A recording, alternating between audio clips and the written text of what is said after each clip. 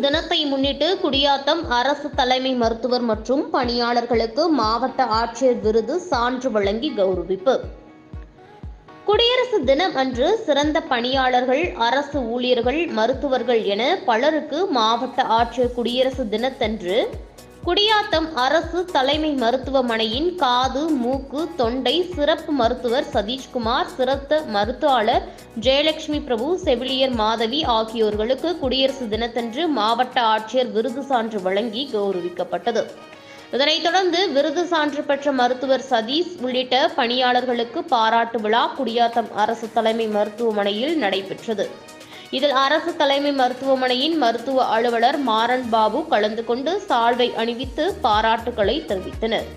இதில் இரத்த வங்கியின் பணியாளர் மோகன் உள்ளிட்ட பலர் கலந்து கொண்டனர். குடியாத்தம் செய்தியாளர் எம் முன்னா.